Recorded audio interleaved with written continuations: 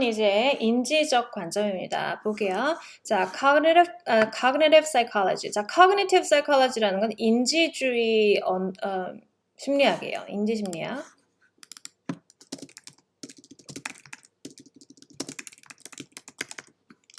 들어보신 분 있죠? 인지심리학은 뭐냐면 사람이 그런 거를 봤을 때 왜 그렇게 생각할까? 인간은 왜 그런 방식으로 생각할까라는 인간의 사고방식과 인간의 인지에 대해서 연구한 학문이에요. 이건 인지심리학이고 이건 인지심리학에서 영향을 받아서 이제 learning을 설명하는 거고 위에 있는 이 부분 있죠? 이 부분 아까 전에 했던 behavioral perspective는 행동심리학에서 기원을 찾을 수가 있습니다. behavioral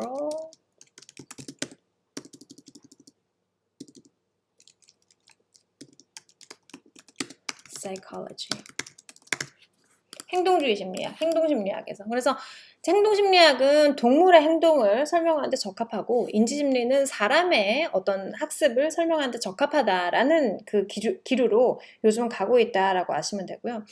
우리가 앞서 두 가지를 했죠. 인지심리학은 인지주의적 관점에서 뭐 LAD라는 거, innatism, nativism 거기서 하나를 했고 또 cognitive perspective라고 해서 어떤 인간의 고등학습 능력, higher order thinking 뭐 이런 거 했어요. 그렇죠? 그 두 가지를 한 적이 있고 같이 읽어보도록 할게요. Cognitive psychology was in many ways a reaction to the inadequacy of behavioral approaches to human learning. 자, 그래서 이 인지주의 심리학은 왜 등장했나요? 행동주의 심리학적으로 인간의 학습을 설명하는 게 inadequate, 부적절했다. 그리고 불충분했기 때문에 그거에 대한 반응으로서 발생한 것이 인지심리학이다라고 이야기해요.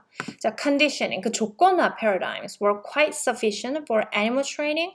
동물의 어떤 트레이닝을 설명하기에는 그 조건화가 굉장히 적합한데 but mostly failed to account for the network of neurological processes involved in the acquisition of complex skills, the development of intelligence, the ability of humans to think logically and abstractly, and our enigmatic ability to be creative. 이런 인간의 모든 것들을 설명하기에는 참 부족했다라는 말입니다. 그래서 cognitive perspective가 등장을 하는데 여기서는 크게 한 가지만 설명을 하는 것으로 보여요. 자, 오스벨의 meaningful learning 지난 시간 하지 않았습니까? 그거를 조금 여기서 도와주는 겁니다. meaningful learning이라는 것 자체가 뭔가 의미 있게 학습을 하면 스토리 잘 된다. 스토리지에서 잘 저장이 되어 있다라는 거잖아요. 지난번에 우리가 구분한 거는 뭐였어요? meaningful learning versus rote learning. 파편적인 학습이었죠. 읽어볼게요. 자, 오스벨이라는 사람이 68년도 그때 연구를 한 것이 있는데 거기에서 이렇게 얘기합니다. Among the first educational cognitive psychologists to frame a theory of learning that was understandable, practical, and applicable to classrooms and teachers. 68년도에 아주 획기적인 이론을 냈대요. Simply put, he described human learning as a meaningful process of relating new events or items to already existing cognitive structure. 네, 이거요. 굉장히 중요한 내용입니다. meaningful process, 굉장히 의미 있는 과정이에요. 학습이라는 것은. 인간의 학습이라는 것은 a meaningful process. 어떤 거가 포함되어 있는데 of relating, associating, 연결지어요. new events or items, 새로운 무언가의 사건을 뭐예요? to already existing cognitive structure. 이미 갖고 있는 인간의 생각에 그거를 연결지어서 그 가지가 점점 풍성해지도록 하는 것이 어떤 의미 있는 학습 과정이다라고 얘기해요. 이해되시죠? 듣고 기억하고 잊어버리고 듣고 기억하고 잊어버리고 왜 자꾸 잊어버려요? 기존에 있는 나의 생각의 가지에 의미 있게 끼워 넣지 않아서 그것이 휘발성으로 날아간다라고 이야기하는 거예요. 됐죠? 자, 그래서 you might say it's like hanging new items into existing cognitive packs. 아까 제가 얘기한 거예요. 그 끼워 넣기. 새로운 어떤 학습한 그 아이템, 생각을 이미 내가 갖고 있는 그 주머니 같은 데 알맞게 끼워 넣어야 돼요. Oswell's perspective accounted for the acquisition of new meanings. 새로운 지식을 학습하는 거, retention. 그 지식이 지속적으로 거기 남아있는 거. stay라는 뜻이에요. retention은. 지속하는 거. The organization of knowledge in a hierarchical structure. 그리고 그 위계적인 그 질서 안에 그 지식을 어떤 체계화시키는 거. And the eventual occurrence of forgetting. 그리고 나서 언젠가는 궁극적으로는 망각이 생기게 되겠죠. 그렇지만 이러한 모든 과정은 굉장히 의미 있는 과정으로서 이루어질 때 제대로 된 학습이 일어난다라는 말을 하는 겁니다. 계속요. 굵게 써져 있죠? 얼마나 중요하면 Meaningful learning is the best understood by contrasting it with rote learning. 지난번에 한 rote learning과 meaningful learning에 대한 비교요. 읽어봐요. Oswald described rote learning as a process of acquiring material as discrete and relatively isolated entities. 굉장히 단순히 파편적이고 그리고 이렇게 isolated 고립된 그런 상태로서 뭔가가 들어오는 게, 관념이 들어오는 게 그게 rote learning이에요. That have little or no association with existing cognitive structure. 그래서 이미 존재하고 있는 나의 그 생각의 구조에 거의 관련이 없게 잠깐 들어와 있고 Most of us, for example, can learn a few necessary phone numbers and postal codes by rote without reference to cognitive hierarchical organization. 그래서 단순 기억, 전화번호를 외운다든지 우편번호를 외운다든지 이런 거 의미 없는 것들 그런 거는 이런 거 굉장히 일부는 이렇게 외울 수가 있어요. 일부는. 그렇지만 역사적인 막 스토리 여러분 한국사 이런 거 의미 없게 외우려면 안 외워지잖아요. 중간고사 때 벼락치기 하고 다 잊어버리죠. 그렇죠? On the other hand, meaningful learning, 자, 의미 있는 학습이라는 거는 or subsumption이라고도 하네요. 왜 subsumption이라고 하냐면 보세요. May be described as a process of relating and anchoring new material to relevant established entities in cognitive structure. 그래서 이미 갖고 있는 어떤 지식에 그거를 연결지어가지고 안착을 시키는 행위. 그래서 subsume 하면 뭔가 이렇게 잠식하다라는 뜻이거든요. 그래서 내가 새로운 거를 갖고 와서 그냥 그걸 동동동 막 floating 막 물과 기름처럼 띄워놓지 아니하고 이전에 갖고 있던 거에 확 잠식시켜서 앵커링을 시킨다라는 개념으로 subsumption이라는 말도 써요. 그래서 어쨌건 meaningful learning은 뭔가를 새로운 지식을 기존 지식에 subsume 시키는 그런 행위다라고 이해하시면 돼요. As new material enters our perceptual field, 새로운 아이디어가 들어오면 it interacts with and it is appropriately subsumed under a more inclusive conceptual system. 그 전에 있는 기존 지식에 싹 내포되게 되죠. If we think of cognitive structure as a system of building blocks, 뭐 레고다 생각을 한다면 then rote learning is the process of acquiring isolated blocks with no particular relationship to other blocks. 그래서 이건 연관 없이 배우는 거고 이해되시죠? Meaningful learning is the process whereby blocks become an integral part of already existing established categories or systematic clusters of blocks. 그래서 의미 있게 학습을 하면 그 새로운 블락이 기존의 블락에 딱 갖다 붙는 행위다. For the sake of a visual representation을 위해서 이렇게 Acquisition and storage of items as arbitrary entities. 이 관련 없이 싹 있는 거. Inefficient retention because of interfering contiguous items. 서로 막 충돌이 일어나서 소실됐대요. 그리고 나서 loss of retention. 그리고 기억이 다 사라졌어요. Without repeated conditioning. 반복을 안 하니까. 자, 무작위로 들어왔어요. 일부가 소실됐어요. 다 소실됐어요. 그러니까 따로따로 떨어져 있으니까 서로가 서로를 휘발을 자꾸 시키는 거예요. 근데 이건 로트러닝의 예시고요. 아이고, 이거는 로트러닝에 대한 그림이고요. 미니풀 러닝이 이렇게 생겼대요. 삼각형이 들어와서 이렇게 랜덤으로 있지 아니하고 자기들끼리 정리가 딱딱딱 되는 거죠. Acquisition and storage of items anchored into an established conceptual hierarchy by subsumption. 서로 잠식을 시키면서 정리가 탁 돼요. Subsumption process continues in retention. 그리고 기억력 속에 이렇게 자리를 탁 잡아요. 예쁘게. 그러고 나더니 systematic forgetting, subsumed items are pruned in favor of larger, more global conception, which is in turn related to other items in cognitive structure. 그리고 일부는 그중에 일부 요건데 요것들이 이렇게 기준적으로 있다가 일부는 필요 없으면 같이 함께 사라지는 거예요. 요 세 개 연관되어 있는 것들이. 아까는 랜덤으로 사라지고 또 랜덤으로 사라졌죠. 이번에는 자주 안 쓰고 잘 기억을 상기를 안 시키면 그 주변에 있는 지식들이 동시에 참 체계적으로 싹 사라지고 한꺼번에 요 부분의 지식을 함께 잊어버리게 되죠. 근데 특징이 뭐냐면 요 기억이 복원되면 요 주변의 것도 같이 복원되는 특징이 있어요. 이런 것들은 서로가 연관되어 있기 때문에. 됐죠? 그래서 forgetting도 랜덤으로 이렇게 일어나는 게 아니고 systematic, 굉장히 체계적으로 잊어버려지고 그래야 나중에 상기시킬 때 동시에 이들들이 같이 리턴을 한다는 거예요. 되시죠? 자, 이게 meaningful learning을 visually represent 한 겁니다. 조금 더 읽어볼게요. The significance of the distinction between rote and meaningful learning has tremendous implications for both natural and instructed language acquisition. 언어 습득에 굉장히 의미가 있대요. 볼게요. Recent linguistic research has placed emphasis on the role of frequency in language acquisition. 자, frequency, 빈도. 빈도가 많이 출몰하는 단어나 빈도가 많이 출몰하는 문장은 외우기가 쉽다라는 거예요. 빈도가 낮으면 그만큼 기억하기 어렵다. A role that fits well with behavioral perspectives. 이거는 마치 그 전에 반복학습을 하면 잘 기억된다, 반복학습을 하면 잘 안착된다라는 behavioral perspective와 유사하죠. But consider the power of meaningfulness. 그렇지만 의미성을 잘 생각해 보세요.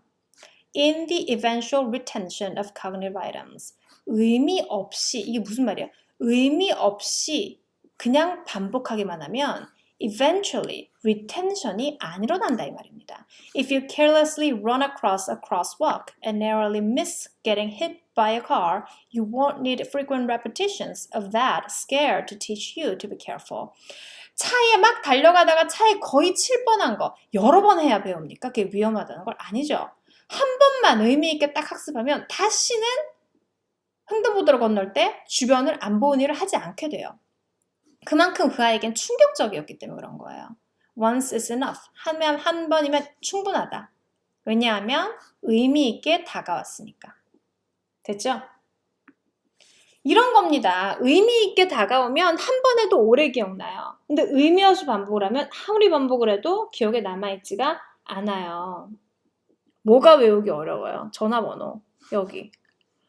Arbitrarily assigned, non-systematically defined numbers are often difficult to retain. 이런 숫자들 기억하기 정말 어렵죠.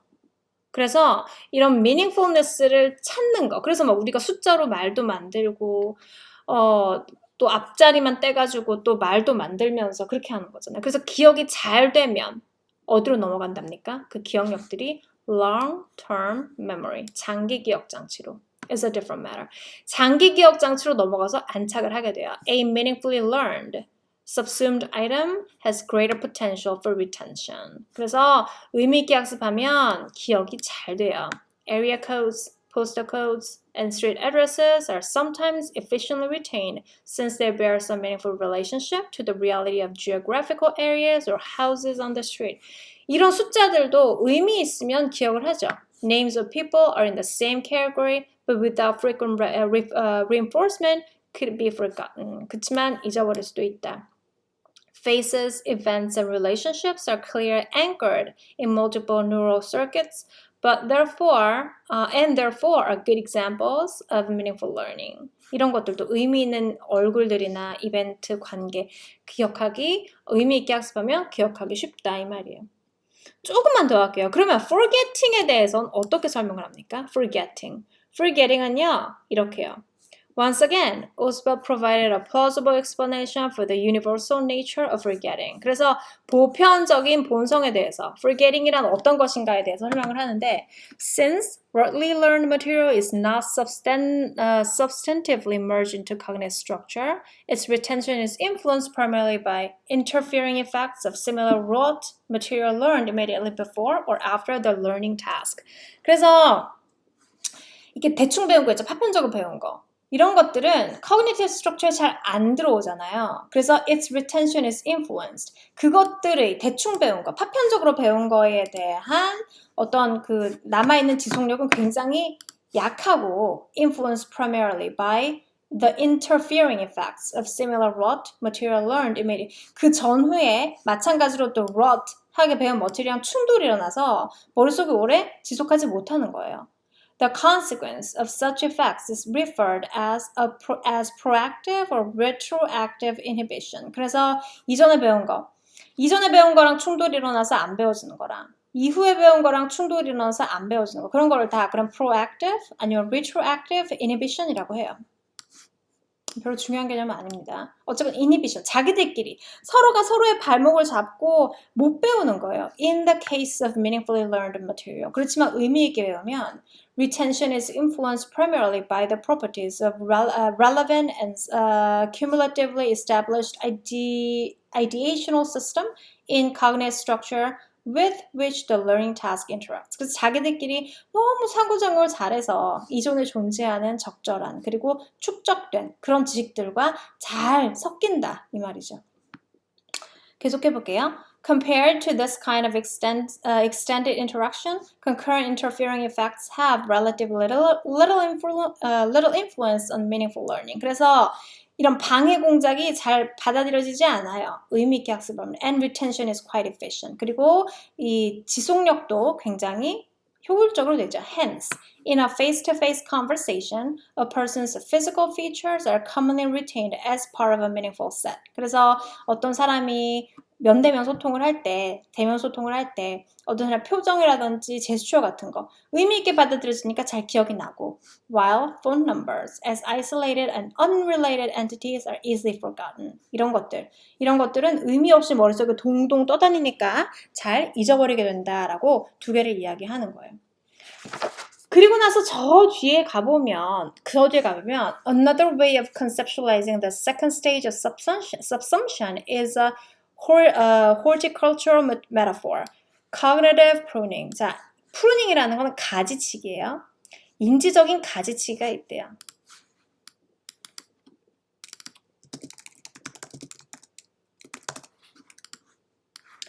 인지적 가지치기가 있는데 이건 아까 이 부분에 대한 설명이에요. 잊어버릴 때 로트러닝은 한 번에 의미 없이 뿅뿅 구멍이 숭숭숭 생기는 거고 systematically forgetting을 하면 관련 있는 애들이 한꺼번에 나갈 수 있어요. 그렇지만 제가 말했다시피 하나가 복원되면 다른 애들이 같이 돌아올 가능성도 커요. 그래서 이런 거를 systematic forgetting이라고 하는 거예요. 막 이런 식으로 랜덤으로 나가는 게 아니라 그 주변의 것들이 같이 나가는 거. 그거는 이미 더 이상 이거에 대해서 릴라이언스가 떨어져서일 수도 있고 아니면은 좀 반복적으로 뭔가 학습이 덜 돼서 그럴 수도 있고 그건 여러 가지 이유가 있을 수도 있지만 어쨌건 관련성 있는 아이들이 시스템마틱하게 동시에 프루닝 된다. 동시에 forgetting 된다. 그거에 대한 메타포를 이야기하는 거예요. When you prune a tree, 자, 가지치기를 하면 your aim is to eliminate unnecessary clutter and to clear the way for more growth. 이걸 왜 없애나요? 가지를 왜 쳐요? 더 잘 자라게 하기 위해서. 더 룸을 확보하기 위해서.